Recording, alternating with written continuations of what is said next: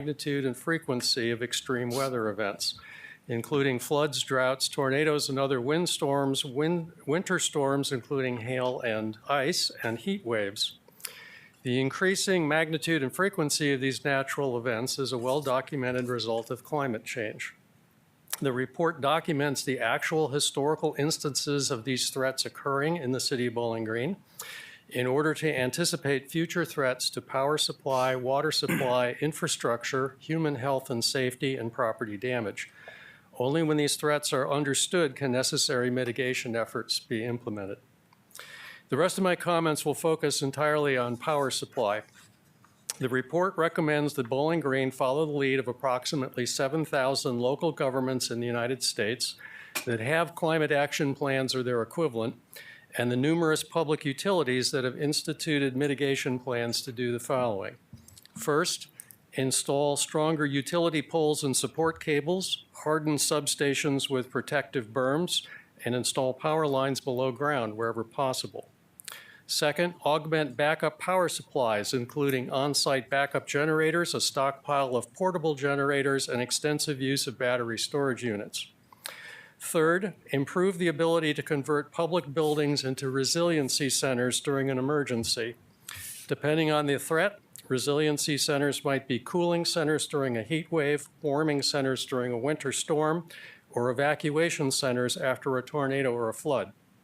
Among other things, resiliency centers need a backup power supply to function during a power failure, meaning either dedicated generators on site or transfer switches necessary to attach portable generators. And fourth, there needs to be an extensive training and public education effort so that people, including the general public, know what to do in the event of a catastrophic event. The report also evaluated the long-term status of Bowling Green's energy portfolio. Bowling Green has made important strides to diversify its energy portfolio to include wind, 1% of its electricity, solar, 5%, or hydroelectric, 35%. But there are several looming issues that need to be addressed. One is the projected loss of the wind farm in 2025 due to obsolescence. Studies elsewhere have shown that wind and solar are complementary energy sources because wind is often available at night or during cloudy days when solar is not. The report recommends replacing this wind energy source with another, if possible. Second, over 1/3 of Bowling Green's energy comes from 6 hydroelectric dams on the Ohio River. These are run-of-river dams that are hydrologically vulnerable to floods and droughts. And I'm a hydrologist, and I'd be happy to explain that if necessary. The drought risk has expanded significantly throughout the Mississippi River, Ohio River, and Missouri River watersheds this past decade, as discussed in the report. Contingency plans should be made to anticipate possible disruptions of this source of energy supply. Third, there have been rapid developments in battery storage units recently. California now gets 20% of its electricity from battery storage units, and the cost of these units has declined 80% in the past decade. Battery storage units serve the purpose of making renewable energy resources more reliable and available to serve baseload requirements. Bowling Green should continue to invest in this technology. And finally, regardless of one's personal opinions of the 50-year energy contract with Prairie State Energy Campus, which is 2 coal-fired power plants in Illinois that provide 53% of our electricity, there are several facts that need to be placed into evidence. The first is, the U.S. Environmental Protection Agency has identified the Prairie State Energy Campus as the 8th worst polluting industrial complex in the United States. The pollution is not only carbon emissions, but it is fine-grained particulates, what's called PM 2.5, which causes asthma, and heavy metals such as mercury. The U.S. EPA has ruled that Prairie State must reduce emissions 90% by 2032, which is only 8 years away. Meantime, the state of Illinois has passed statutory law called the Climate and Equitable Jobs Act, which requires Prairie State to reduce carbon emissions 45% in 2035 and 100% in 2045. While it's theoretically possible that carbon capture and storage technology could allow those plants to remain functioning, the reality is carbon capture and storage technology has never been employed on the scale of Prairie State, And feasibility studies at other coal plants estimate that the cost of installing CCS technology would be over $1 billion and take several years to construct, all to extend the life of a power plant by a decade or less. No other power plants are going forward with CCS technology at this time. Bowling Green currently pays $9.7 million in debt service every year and pays Perry State $9.6 million in operating costs every year, or $19.3 million total, for electricity that already costs double the cost of natural gas, 6.6 cents per kilowatt hour versus 3.3 cents per kilowatt hour. Because the contract was signed shortly before the hydrofracking boom in natural gas, Bowling Green largely missed out on all the economic opportunities of low-cost natural gas. Arguably, today, it is missing out on the economic opportunities of the expanding renewable energy market. As one of the 60 members of the American Municipal Power Consortium that invested in Prairie State, Bowling Green could work with its partners to amend or terminate this contract. Instead, by investing the $19 million per year in the renewable energy market, Bowling Green could help stimulate the growth of that market, reduce its costs, and develop long-term partnerships with energy suppliers into the future. In contrast to the opinion of Attorney Brown, legal contracts are renegotiated all the time, and this course of action is very feasible. I would be very happy to answer any questions that you might have. Do we have any questions? Right No, now. thank you for your time. I appreciate it. Thanks.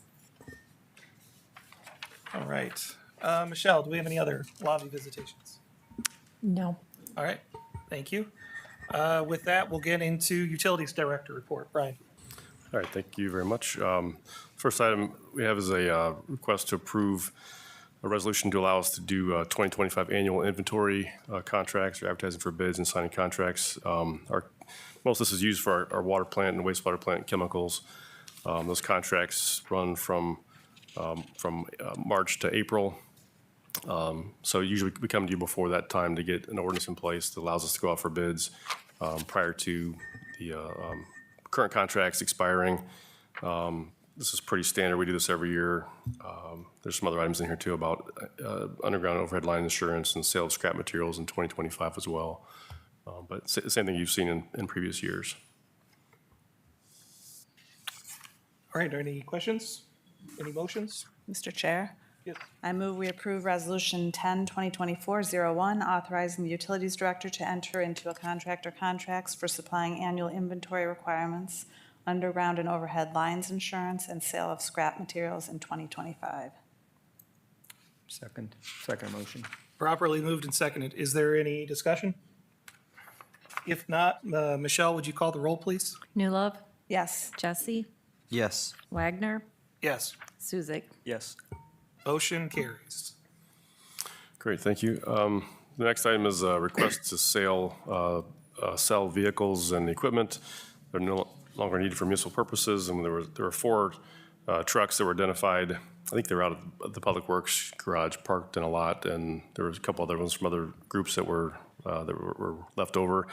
We didn't have these on our last list, but they're due to go to auction. I believe no longer viable vehicles for us. You can see by the age, they're pretty old. We also have a transformer on the list here today. This is from a voltage increase or upgrade at the wastewater treatment plant. And so we no longer operate at the 4160 volt level. We upgraded that to 12.5. So that transformer is no longer usable. The only customer we have at 4160 right now is Southeastern Container, but they have their own dedicated substation from 69 to 4160, and there's no other customers served by that. So there's really no other area in of our system that can use that transformer. It's not that old. It's 2019, still in good condition, but we just can't use it within our system at this time. Is the idea to auction that as well, or would that be a part of the? Auction or trade, yeah. Sometimes we can trade in transformers for other purchases of transformers, but we'll see what the best value is for it. Okay. Any Sir. motions? Mr. Chair, I make a motion to approve Resolution 10-2024-02, authorizing the Utilities Director to sell or trade vehicles and equipment. Second. Properly moved and seconded. Any additional discussion? If not, Michelle, would you call the roll? Suzik, Yes. Wagner, Yes, Jesse, Yes. Newlove. Yes. motion is approved. Okay, thank you. Next item is a request to make a payment on some AMP-GS costs that are owed by the city.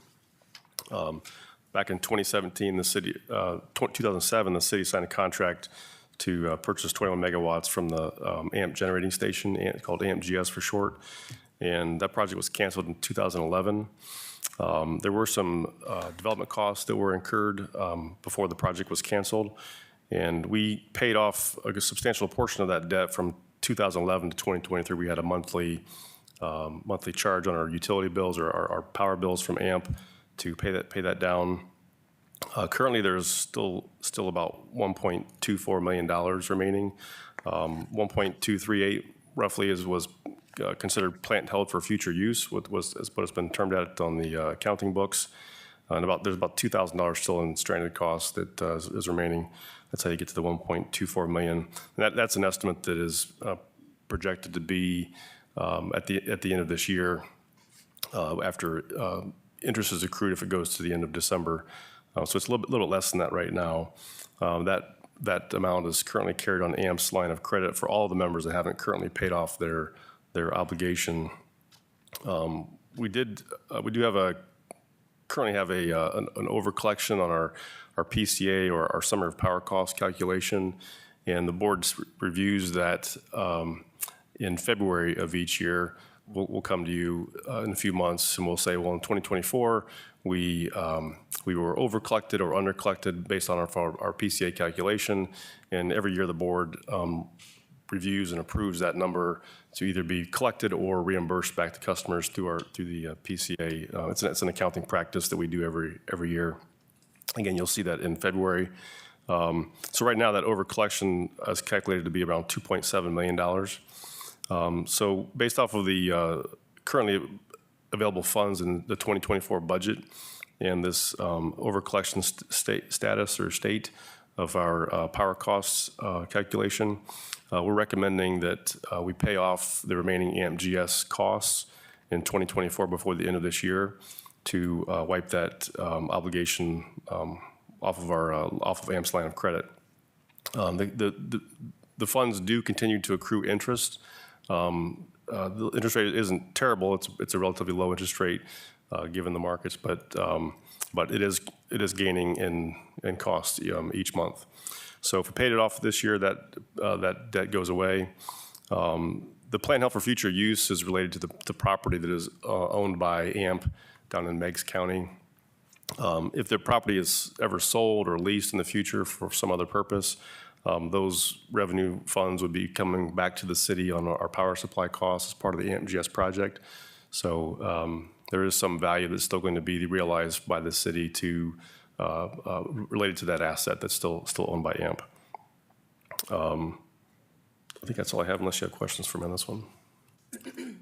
Brian, do you know Questions? how many other member groups have debt on this that they're still paying? I don't know the total numbers and who has paid and who hasn't paid. I think some have paid their obligations off. They did it several years ago, I believe. We took a monthly payment option for what they were considered the stranded costs, or the costs that were not associated with the property. And those were a couple $1 million, I believe. I forget the total number off the top of my head right now. But again, we paid that off from that 2011 to 2023 timeframe. So the remaining portion that, and I think back then, AMP needed a way to show the creditors that the money was being paid back for the portion that wasn't tied to an asset or couldn't be related, or accounting practices couldn't be tied back to some asset of some value. So there are some members that still have debt out there. I don't know who they all are or how much that would be. But, for us, I think we tried to pay off what we could in the past. It was a small monthly cost on our power bill. I think we paid out $6,000 per month over many years period of time. There was also a year where we made a large payment towards this debt because we were kind of in a similar situation where we we had budget available or had funds available. We had an overcollection status. We came to the board to ask you to approve a payment for that remaining stranded costs value. You approved that, and we paid off a big chunk of that several years ago. There's not any type of like early payoff fee or penalty or anything like that associated with it, right? No, the line of credit is it's a monthly revolving loan. It's just when AMP has debts that they need to take on, or they don't have a permanent financial structure to put that under another financial, like a bond or some other kind of a loan. They'll typically put things on the line of credit temporarily until they can get it to a more permanent financial or debt structure. These are on the line of credit again, so you can pay it off whenever you want, or you can let it sit there as long as you want. The creditors have not come back and said you must pay this. This is just something that we saw that was on our power costs calculation, was showing an overcollection that was above the amount owed.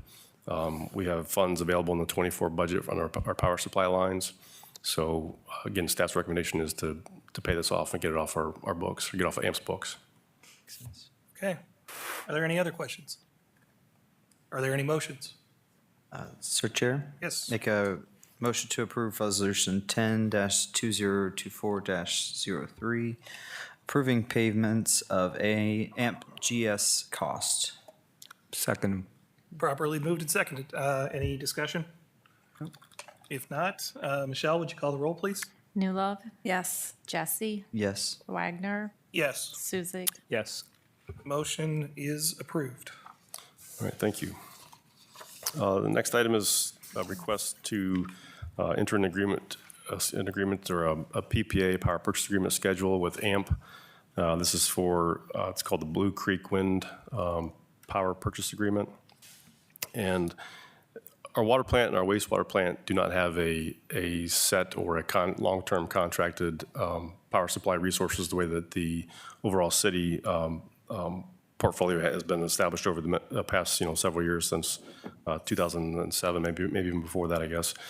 So we mostly buy power off of the market, part of the Northern Power Pool, which is a day-ahead market where AMP is buying power for the pool in general across a lot of the Ohio member utilities. And the power plants, or the water plant and the wastewater plant, have been part of that power pool purchases. Back in 2022, we did come to the board and city council to ask to approve signing a contract with a wind project called Locust Ridge Wind Power. This was a wind farm located in central to eastern Pennsylvania. This was an energy-only contract. It's still in place today. It runs through September of 2025 is when that contract goes through. And we contracted for 2 megawatts of energy that would be divided up amongst the water plant and the wastewater plant. I think it roughly accounts for about 20 to 25% of the annual energy purchases from the two facilities. AMP has another option for another power purchase agreement, or PPA, with Blue Creek Wind Project, and this is in Van Wert County, which is northwestern Ohio. There's 152 wind turbines there, 2 megawatts apiece. So their total project is 304 megawatts. Now we're not going to subscribe for all of that. We're just looking for 2 megawatts. We're recommending 2 megawatts, and this would be from the term of it would be from January 1st, 2026 through 2029. So this would come into play shortly after the Locust Ridge PPA contract would fall off. There's a couple of benefits for this contract. It's a fixed energy price contract for the life of the PPA. Even though it's only a couple of years, but it's around $56 a megawatt hour. That is not much above the current energy markets where they are today. The congestion charges are expected to be close to zero due to its close proximity to the transmission zone that we are in, the ATSI zone. So we won't see any costs there, or very little costs. We did have some congestion costs from the Pennsylvania wind project to get the power from Pennsylvania, central to eastern Pennsylvania to Ohio. We will also receive, where the last contract was energy only, this contract does include two other benefits for us. One is a capacity, PJM capacity benefit, and we will get $10 to $13 per megawatt hour off of that energy price, basically, based on whatever the PJM capacity auction comes in at. So I've talked about the 5 CP or the 5 coincident peak charges we pay. This will be a benefit or a credit to us with this contract. We'll also receive the RECs, or the renewable energy credits from it, that could be monetized or sold. Currently, those are around $3 a megawatt hour, roughly. So when you add in the cost, the energy cost of the project, plus the credits of the capacity and the RECs, that gets it down to about $40 a megawatt hour. If you're just comparing it on the energy market, I mean, right now that's below the current energy market rates that we're seeing for longer-term contracts of this duration out to 2029. So there is some risk involved with this, very little, I would say, though. If the PJM capacity prices decrease, that would decrease the credit that we would get for that part of the PPA. However, the $56 a megawatt hour is not much above current contract right now, so there's very little risk. If the capacity prices go down, that also means that we pay lower capacity prices overall, so that's a good thing for us. If REC prices go down, we would get less money for selling those RECs, but at $3 a megawatt hour, they're already about as low as they've ever been, so there's really not much risk for them to go down. If anything, we've seen some REC prices go up. There's always potential for that, up or down. But again, $3 a megawatt hour is not a huge number compared to, if we just start at 56 alone, that's still not a bad price. And then also, as you're going to hear, maybe adding some renewables to the plants as part of the CAP plan that Amanda's going to talk about. This would fall in line with that same methodology or same recommendation that plan put forward. So it fits within our sustainability efforts and our ongoing sustainability efforts. The subscription deadline for this is December 1st of 2024. So we're in a little bit of a time crunch. So I do anticipate if you approve this, that I would go to City Council then and ask them to approve an ordinance here at the next meeting with 3 readings and an emergency clause that would allow us to get a contract signed with AMP for this PPA before the end of the year, or before the end of November. Just a question on the term is, it being 3 years is kind of shorter than we normally see for just anything in this realm, but is that their standard term, or is that us asking for a shorter term to kind of offset some of that risk? That is maybe a little bit of both. That's likely what Blue Creek offered to AMP, and typically with PPAs, like the solar project out on Carter Road that was built, that was also somewhat of a PPA structure where we're only paying for the energy that it produces. However, we do get capacity and REC credits with that. This is a little bit more of maybe a hedge from Blue Creek, where they can guarantee a payment for a portion of their wind turbine assets that they have. They're not subject then to the market volatility, whether it's up or down. It guarantees some revenue. They may have had some contracts that they had with other buyers that fell off, and they had some capacity available to sell, and they went out for a couple years or a 3-year term for marketing this. I would say it's not uncommon to see PPAs of this duration. I think if you asked for a longer PPA, you're probably going to pay a higher price for that because it's unknown really what's going to happen with energy prices. They could go up, they could go down. So shorter term like this for 3 years, I think it's a safe bet for the buyer and the seller.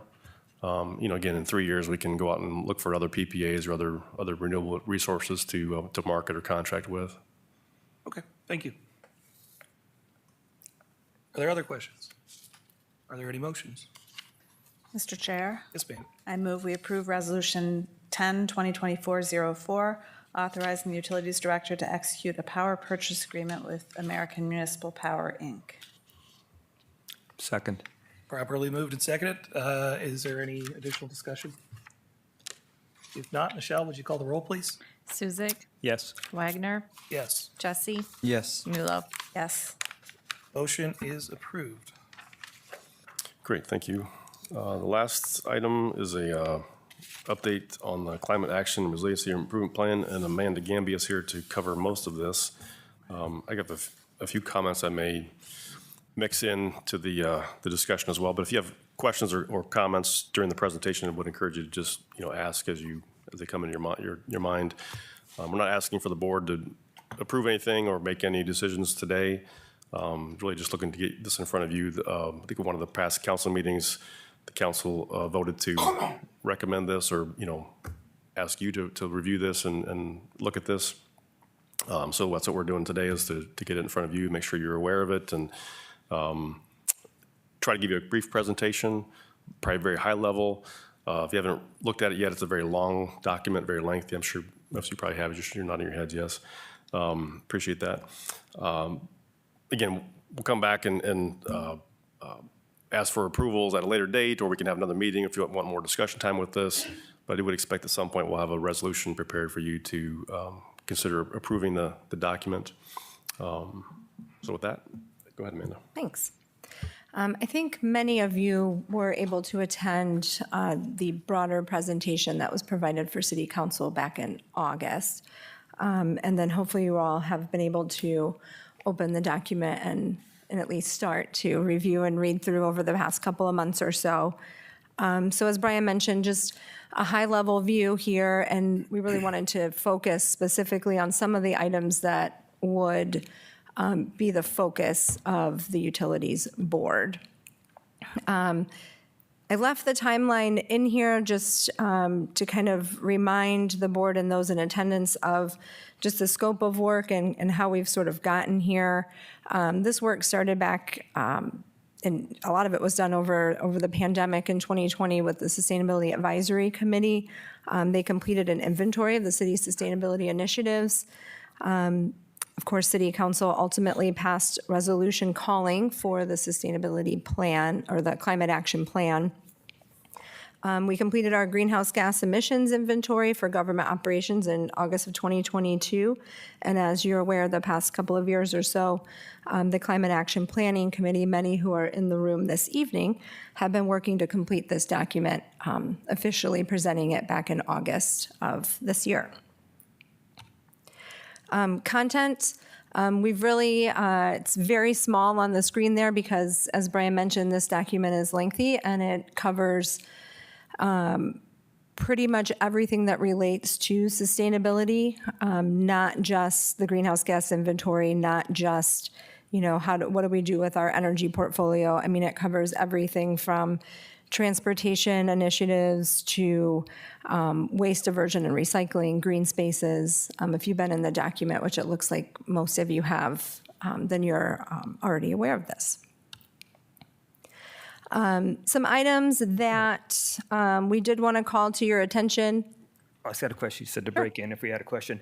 Is there anything that you recommend in that plan that city seems to be currently already, looking at a lot of those same features like the efficiency of the buildings and this and that green spaces? Is there anything different or in your recommendations other than we probably are already doing? I don't think so. I don't think that we recommended necessarily any change to anything that's already happening. Probably what you would see more so was an encouragement of, in the form of community outreach and education and promotion, and or maybe expanding, like doing more of that particular item. Maybe we've piloted it somewhere. Maybe we've started that initiative in one place or building or area, but we want to see it, But across all departments. We've incorporated a lot of these ideas Yes. already. Okay. Yeah, we had a really tough time actually as we were working through the plan because it did take us, a couple of years or so to get to final document. And we would say, recommending doing X. And then a few months later, a department's like, oh, guess what? We got this grant and we're doing X. So then we'd have to go back in and be like, recommend continuing doing X and reevaluating at a later date or, so we had a few cases where we had to go in and constantly revise, or there'd be a new regulation that came down from state or federal law that, was maybe encouraging something or lending support to something, so we go in and reference that. So if anything, it was just an expansion, not necessarily a recommendation to stop.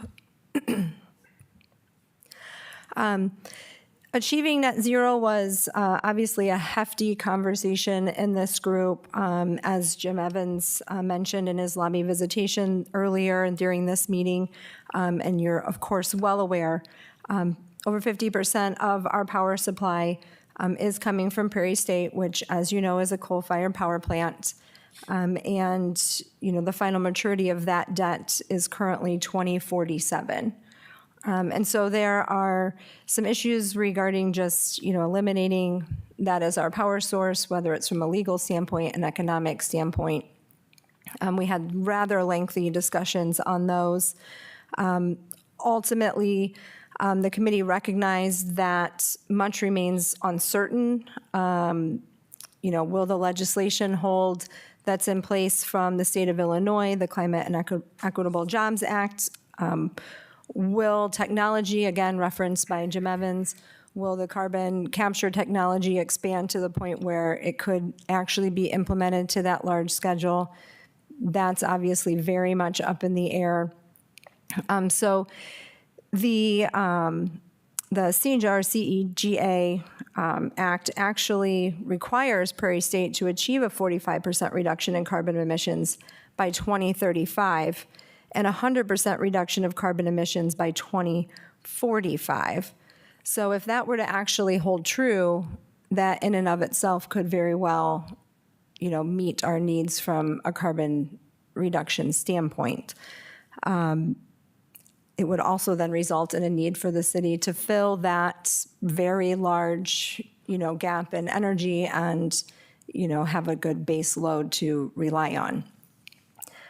So again, much discussion, many a meeting was spent, hashing over this particular area of the Climate Action and Resiliency Improvement Plan.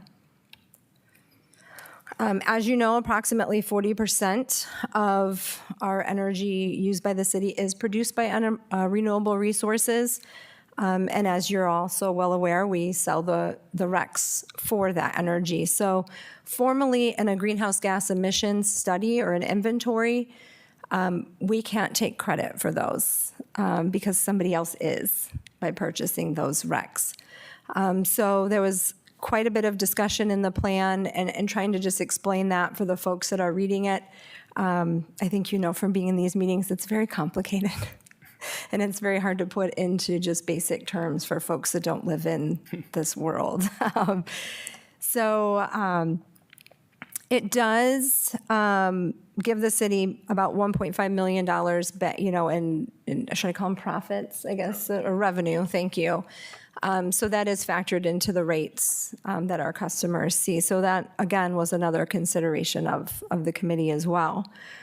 With that being said, the committee recommended expanding the renewable energy portfolio when able. One example was earlier on the agenda with the treatment plant energy needs. When we did the greenhouse gas inventory, we quickly discovered that the water and wastewater treatment plants are our highest consumers of electricity of all the buildings here that the city owns and operates. And because, as Brian explained tonight, he does have some flexibility to encourage those types of renewable energy purchase agreements like you just approved this evening, was something that the committee was highly recommending in the plan. The committee also recommended replacing the wind turbines that are currently planned for decommission in 2025 with a renewable energy source. We understand that that's not a huge piece of the pie, but obviously a very visible one for the community and one that we didn't want to see a complete loss on that renewable energy with the loss of those wind turbines out by the landfill. The committee also recommended performing an integrated resource plan study to be able to look toward and plan for future energy needs with the kind of the understanding that there, could be some real losses with the Prairie State contract, with the desire for increased renewable energy. What impacts would it have on rates? Those kinds of things in mind. Oh, Amanda, Nope, go ahead, yep. Oh, my question, maybe you're going to answer it. Does the plan specifically recommend retaining the credits, or does it recommend continuation as is? With the 1.5 million as of now? Yes, actually, this slide, I think, Okay, should that's answer right. that for you, yeah. Popped up. Or maybe this merging into the next. But so, as we mentioned, the city is currently has $1.5 million in revenue for the selling of the RECs. There are some options on the table that the committee discussed. We could retire the RECs and use that to offset our carbon emissions as part of the pathway. However, that would result in a loss of $1.5 million in revenue. And at some point, that would impact the rates to customers. So we would probably recommend that, you see what that is before we make an adjustment like that. Part of that, which I didn't get into in this plan, is there's been a real focus on equity and the impact of some of these plans on minority populations, low-income populations. So when you start making some of these changes and these recommendations, there's a cost to them usually associated to them. So you don't want to flippantly say, just stop selling them, lose the $1.5 million, take credit on your greenhouse gas emissions inventory, and who cares what happens to the rates of those folks? I mean, the equity and the impact on your community should also be a very hefty part of conversations relating to this type of plan. One other option, which is ultimately what the committee recommended, was REC arbitrage. And what the city could do is we could use the $1.5 million revenue from our RECs, and we could purchase lower value unbundled RECs to compensate for our carbon emissions. So it wouldn't be a total loss of $1.5 million, but you could then formally take credit for your renewable energy portion of your portfolio.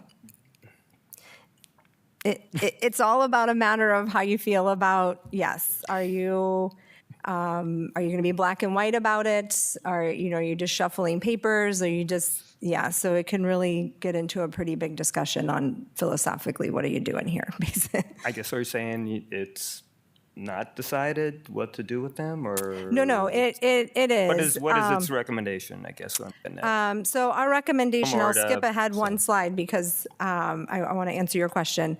What we're recommending is that within the next 10 years, the city develop a REC arbitrage plan. So we're not recommending just completely retiring those RECs. We're saying take the cheaper alternative, and that would allow then the city buy some time to see what's going to shake out ultimately with the state of Illinois and their legislation, state of Illinois legislation. So if they're going to ultimately hold that legislation in place and force Prairie State to reduce its emissions by 2035, we may not have to offset as much as what we would now had it stayed in full capacity, full operation. So that's why we sort of settled on, not sort of, we settled on the target dates of 2035 or 2025 to 2035, 2035 to 2045, and 2045 to 2055 to directly coincide with what the state of Illinois legislation is requiring that plant to do in those timeframes. Does that help sort of? So 10-year buffer period, or not buff, but just see how things shake out basically in 10 years? Is that what you're saying, I guess? Yeah, I mean, we'd be thrilled if Brian came up with a way to do it sooner, but, at some point we had to put some target dates, and it seemed the most realistic if we're tied to a plant and a contract to try to tie it to some existing legislation that was known. I guess my main concern is, whether the effect on rates, obviously, because rates are going one way. I mean, they're just naturally, they're going to be going up and up and up. I'm just, concerned with that we'll just be going on, piggybacking on top of naturally raising rates. That's my concern. I think as we do rate studies in the future, do this short-term plan over the next 10 years, that would be part of our evaluation or recommendation to the board would say, okay, here's a rate plan for 3 to 5 years. If you wanted to start to implement some of this rec arbitrage and, sell our higher value recs and purchase lower value recs to replace those, this is what it looks like in the rates, and here's how it affects the rates. So I would envision that we'd have some of that discussion with the board and just in our rate structure going forward.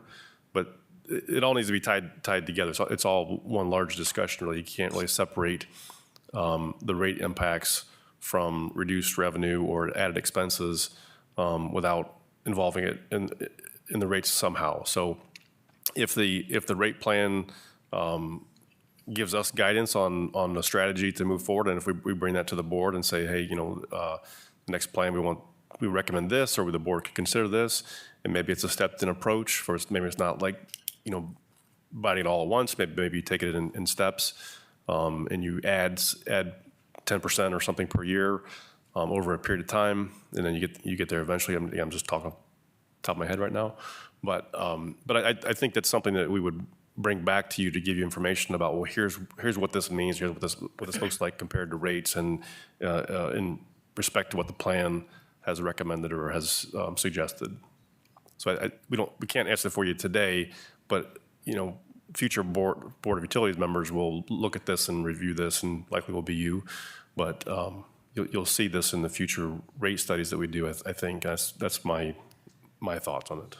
I mean, they'll be reflected in the rate studies. Yes. Okay. Yeah. I'm just trying to be as transparent as possible, the effect that this may have on future rates. Yeah, and whenever we do rate studies, we're looking at power supply costs from projects. We're looking at capacity price projections, transmission price projections, trying to evaluate if there's any load growth that's going to occur in the city that could help either that may cause costs to increase or costs to maybe decrease if you're buying, in the past, if you're buying wholesale market prices that were lower than what your current prices were, that was going to be a cost reduction.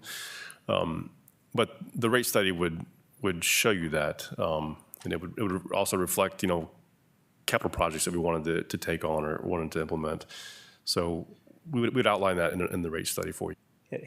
To your knowledge, has AMP taken any initial steps regarding the effect of, Prairie State, all the shoes coming down on top of them to address issues at the plant? Are they taking any initial steps knowing that down the road, obviously, that's going to be a major, to replace that energy source? Not directly with another base load project like Prairie State. Yeah. I doubt you'll see another large project like that go forward. It's not, maybe a natural gas plant, for example, might be something that we thought about, but certainly wouldn't be coal. Right. Nuclear is very expensive. I didn't mean another coal plant. Yeah. Basically, we're going to have to replace our base load from Prairie State, correct? Correct. That's down the road, Correct. the base load. It's not like we, Yeah. more windmills and solar to replace that. Yeah, I mean, all of these, while there are long-term contracts and projects and assets, they do have an end of life at some point, and we're seeing that now with the JV6 project, even though it's only 1% of our, annual power supply. Everything has an end of life at some point. The hydro projects are typically much longer duration. Those are 80 to 100-year assets typically, and even then they can be retrofitted and repowered with new turbines or generators, or whatever needs to be built there to keep those operational. So everything has at some point is going to end and have to be replaced with something. Prairie State obviously has some issues with Illinois law, and some of the EPA laws have come out here recently, or the decisions. There's probably going to be a lot of court battles, litigation over these laws. Right now there's no direct impact to Prairie State because the plant hasn't been impacted by law until the 2035 deadline. So it's hard to go and say there's any kind of a taking or a financial impact to the owners when the plant is still running. So that's some of the dilemma with Prairie State right now. Is that AMP's largest base load source? Yes. Okay, so that's a major. Yeah, I mean, AMP owns, I think, 386 megawatts of the 1,800 megawatts of the plant.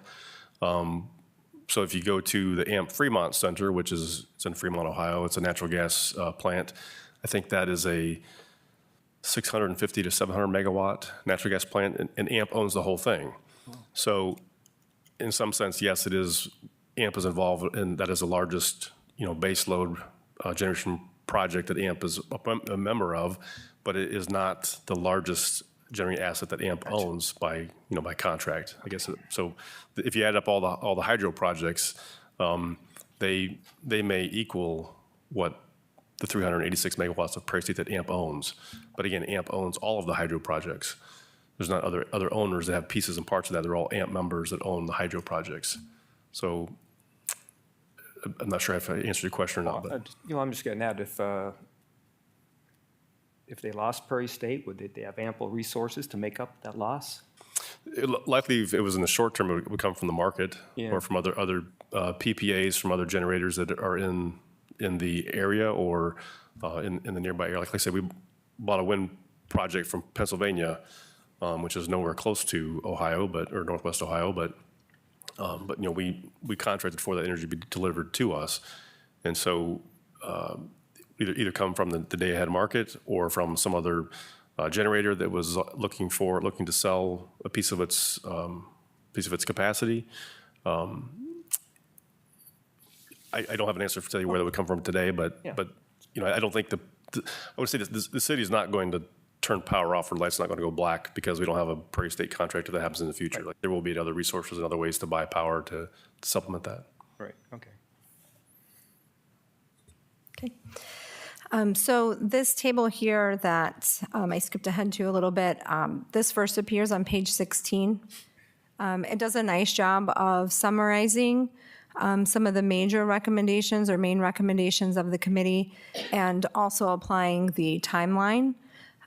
Those tables were incorporated throughout the plan for each section. If you're looking for a place to refer back to when you're kind of flipping back and forth, I would recommend using these tables as a starting point. But you'll see there in the immediate short term, we're recommending that the city begin to prepare for the implementation of that legislation of CEJA, to develop a rec arbitrage plan, to potentially hire an energy consultant, as I think is familiar for a lot of these rate studies and things that you're already doing. Assess the potential for an expansion of wind, solar, and other renewable energy options, to continue to assess and hopefully expand some energy storage options, like the battery storage that's out on Dunbridge. And then, your energy portfolio isn't the only place that you can make a difference. Of course, there's always energy efficiency and energy conservation. So you'll see throughout this document recommendations for not only the city, but also for residents. Of course, we're highly recommending that Efficiency Smart continue, EcoSmart Choice, the Utilities Insight, some of those programs that are already in existence, we'd like to see those continue, and the outreach for those to continue to expand as well. Renovations to buildings like the police station, looking for anything that we can do to help assess the needs of our city buildings and make them more resilient and encourage residents and incentivize them to do the same. You'll also see throughout the plan ways to offset some of your carbon emissions. So expanding the urban forestry program, looking for wetlands restoration projects, really green infrastructure, any and all ways that you can come up with ways for, if you're going to have the carbon emissions, hopefully find a way to offset them and encourage, again, and incentivize residents to do the same. The committee did recognize that much remains unknown and somewhat difficult to predict over the next 30-plus years, as we've had a little bit of discussion about this evening. Will the legislation hold? Will there be additional legislation that comes into place from the state and national level as more and more communities start to demand these types of climate action responses? Will technology improve? Will we see additional battery storage options? Will renewable energy technology expand to the point where it can really start to fill in as some of that base load? Can the nation's electrical grid actually support the country's needs by actively shutting down power plants. I mean, Rick's shaking his head no, and right now he's probably right if we're being completely frank and honest. So these are all things that are a little bit of a juggling act, and I think that the committee did a nice job with the timeline here and trying to make some solid recommendations with all of the balls in the air, so to speak. Jim also mentioned the climate vulnerability and assessment. That's often completed as a next step when you complete a climate action plan. We went ahead and as a committee decided to add that and include it with the climate action plan and then change the name to Climate Action and Resiliency Improvement Plan. We're already seeing some of the impacts of climate action regardless of how you feel about things politically or philosophically. I mean, we're already seeing extreme heat events. We're seeing extreme cold events. We're seeing extreme high, heavy rain events that come in shorter bursts. I mean, just turn on the news and you can see this happening across the nation and the world, but, we also experience this here locally. That, as again, Jim mentioned, he's took some of my workload off of me this evening. Thank you, Jim. So that requires a community not only to try to put in some action steps to create further impacts from climate change, but to also start to plan for some of the impacts that we're already experiencing or perhaps will experience. So that's really the point of that vulnerability assessment. And probably the biggest one that impacts you from a utility standpoint would be the stormwater management from those higher rain events. So the Stormwater Action Plan was included as an appendix in this current plan. That is something that's mandated by the Ohio EPA MS4 permitting process, as I think you're all aware. And that report, or that annual report, is submitted to them in April. And the best management practices within that plan, they're focused a lot on water quality. We're starting to see an expansion into water quantity at some of the conferences and also some of the planning references. But the committee also within the plan recommended that the city take actions to address stormwater quantity. So you'll see some things throughout there encouraging green infrastructure, native landscaping. Of course, we already have a pretty robust urban forestry program, but to continue to encourage additional tree plantings and an expansion of that program. And the committee also recommended an engineering infrastructure study, whether that's done in-house or contracted out was not necessarily a concern of ours, but just to make sure that our infrastructure is sized appropriately for future larger, faster rain events. Good question for John. John, are we currently in compliance with our combined sewer overflow management plan with DPA? We do meet the criteria. We are? Yeah. Okay. Of the typical rain events that was established, we do meet that. If I could add to, this is in section 5, I believe, of the document, and it does talk about our water plant and wastewater plant there, and refers to the power supply that's tied to this plant that's from the market. This goes back to what you just approved here a little bit ago with the Blue Creek Wind project, trying to add some renewable resources, and so you just took action on that here a little bit ago. So that language and recommendations, those are in that section 5 as well. So I know this focuses on stormwater, what we're talking about here today, but there is language in there about the plants and trying to improve efficiencies at the plants. And we do that whenever possible.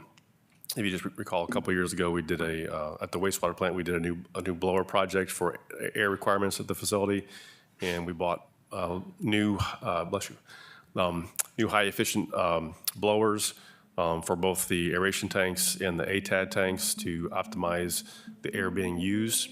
So we weren't, in the past, we had one very large blower that was very inefficient and wasn't really being utilized at its most optimum point.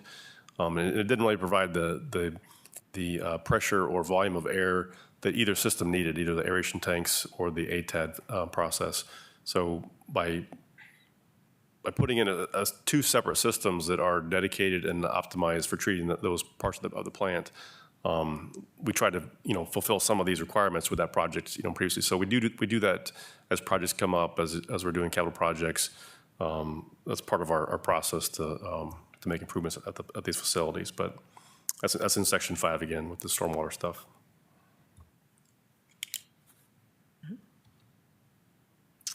We're already a little bit beyond the next steps. Obviously, the plan is under review by the utility board and also city council members. This is also currently posted on our website for community members to view. And then Rachel, the city's newest sustainability coordinator, has joined ICLEI's Climate and Sustainability Communications cohort. So this is a group of folks like us who are working together to develop good methods for educating and communicating these types of plans and progress and, anything that goes along with the future after this plan is adopted, to be able to communicate progress and ultimately get buy-in and support from community members as we start to plan for and budget for some of these items. We also had hoped to be a pilot community for ICLEI's newest greenhouse gas emissions platform. We were not selected. We're probably a little too small. I'm guessing they'd probably pick some bigger cities. But we're still waiting to see what shakes out. It's going to be called Climate View, and we'll have a new tool in our toolbox for being able to capture our greenhouse gas emissions. So more to come on those. But last slide here, can't thank the committee members enough. A lot of folks, this was either volunteer work, as Mr. Evans as a community member, or folks who were taken from maybe their responsibilities of their day job, like Dr. Nick Hennessy from BGSU, Tyler Williams, plant manager with Southeastern Container, Katie Thompson, economic development director. And then, of course, we had our internal staff, Jim Evans, Mick Murray, Jim O'Neill, and Rachel and myself. And then Marissa Beckstein was a tremendous help from a planning perspective, coming from TMACOG. She lives and breathes plans, so she had a lot of good insight on how best to formulate and pull one together. So, any other questions or discussions? Or Brian, if you have anything to add? One thing to add, there are some other areas that may be interested as well. There's a transportation section that talks about electrification of the fleet. We did add an EV Equinox. We traded in our plug-in hybrid, and so we do have an EV vehicle within the city fleet, and we've encouraged anybody in the city building or anybody that needs an EV. That wants to use it or needs to go someplace to take that instead of taking one of the other vehicles that's available. It does get me to Columbus and back for my AMP trips. It'll do 330 miles, so that's why I opted to. The other options were 150 miles, and I have to make sure I get a charge down there, but I can get there and back in one charge if need be. Talk about EV charging infrastructure, and we have worked on with AMP on some grant possibilities to add EV charging infrastructure to the city. Haven't heard back on that completely yet, but we are working on that. It also discussed things like LED streetlight conversion, and the majority of our lights are LED now, and we're hoping to push to get those completed by the end of this year.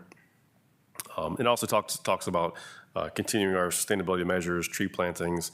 I think a big part of it too is just the funding of staffing like Amanda and Rachel to continue our communications and education, outreach, sustainability efforts. So that's other parts of the document that maybe aren't exactly something you would think about being related to utilities, but definitely we have involvement in. So that's all I have. Amanda, is it oversimplifying things to say that the Prairie State is obviously a major source of consternation in all this? Is that an oversimplification? No, I think it's a very accurate statement. Okay, and also that in time, 10, 20 years, that's more than likely that's going to work itself out. Potentially, if the legislation holds, yes. It's more than likely it's going to resolve itself, whether it gets regulated out of business and we're going to have to find another source for our base load. So Potentially, it's very possible yes, if that it holds, that yes. could hold, the resolution of that is going to go a long way towards this document, print document? Okay. Yep. Any other questions? If not, thank you, Amanda. Thank you to that entire team, for sure. Yeah, and if Anything you have, else, Brian? yeah, no, it's just if you have questions after this meeting or, down the road, if you want to reach out to myself or Amanda or Jim. Jim was part of the group as well. Jim O'Neill, sorry. Not Jim Evans. Jim Evans was as well, but Jim O'Neill was part of the group. So if you wanted to reach out to city staff and ask questions, I'm sure also anybody on the committee, if you want to reach out to them and ask them questions too, I'm sure they'd be willing to respond. But feel free to let us know what you have. So, and that's all I have for you tonight. Thank you. Thank you. With that, we'll go to management reports. Electric, I don't think we got anybody. Water supply?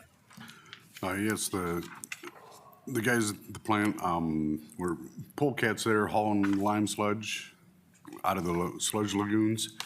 And one of our new operators, started a couple months ago, he's passed his Class 2 water treatment certificate through the EPA. Excellent. All righty, thank you. Water distribution, wastewater? I can talk for Mike. Sorry, Mike was not able to attend tonight either, but they are currently doing hydrant flushing. I think they started towards the end of September doing hydrant flushing, so they're going around the city doing that now. Hopefully get finished up before it gets too much colder. But also, one of the big things we've been working on is our water service line inventory. It had to be reported to the EPA back on October 16th. And that required us to identify the materials of water service lines from the water main all the way to the meter. About half that line of the portions in the right-of-way is owned by the city. The other half is the customer, is owned by the customer. Usually it's at the right-of-way line or where the sidewalk ends, basically, or the edge of the sidewalk is where that point is. So the important thing is we had to identify whether they were lead, unknown, or not lead, meaning that it was either copper galvanized or plastic. And so that was submitted to the EPA on October, I think, maybe the 12th or so, before the deadline. The good news is we identified no lead lines within the system. We also have no unknown lines, and we do have some, maybe less than 100, that we had identified as galvanized requiring replacement, and that's on the homeowner side, not on the city side. So that requires us then to notify those 100 homeowners or residents, customers, of that galvanized requiring replacement material. And then that's got to be sent out before November 15th. So we're working on that now to get those letters sent to customers. And that's going to be an annual thing until those lines are no longer existing or they've been replaced with copper or plastic or something else that's acceptable. So we will work on thoughts about what to do with those 100 or so customers that have those galvanized requirement replacements. Likely future regulations will require those lines to be replaced at some point, which is why they call them galvanized requiring replacement. Other communities have much more than 100, maybe several thousand or more to deal with, and they may have unknowns, they may have lead lines. So I think we're in a very good situation. We're in a good position where, again, we have no lead lines, we have no unknown material lines. And we only have a handful of these galvanized requirement replacement lines. So overall, and I can't say enough for the water distribution staff and the GIS staff to go out and inspect these lines. We had to go in every home to identify the material at the meter. That was one way you could physically identify and inspect that line, was to see what the material was coming into the property.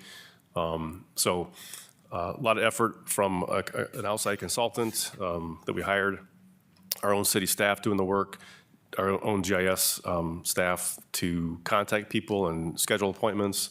It really was a substantial effort for us to undertake and meet that deadline, but the guys and the staff did that, so we really appreciate their efforts on that. But.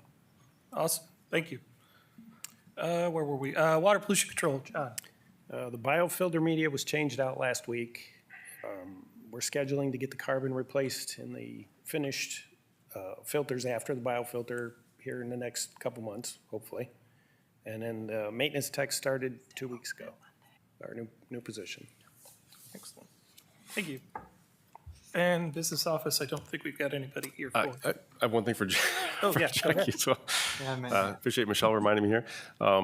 The budget presentation for 2025 budget will be on Tuesday, November 12th. November the 11th is a holiday and we are closed.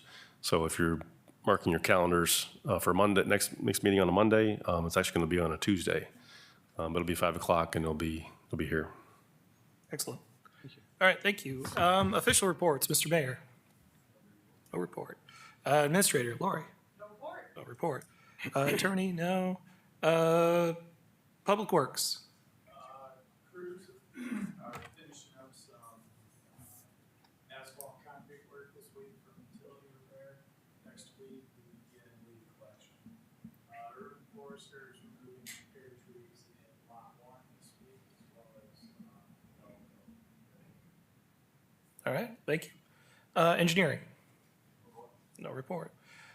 Communications, Nita. No report. No report. You've heard We'd enough like to hear from it. me tonight. Council member reports. Do not think we've got him in here. Board member reports. Anything new? Anything old? Do I have a motion to adjourn? You're so moved. Do I have a second? Second. Second. All those in favor? Aye. Opposed, same side. We are adjourned. Thank you, everybody. Thank you. Got through that whole thing, Trevor? I've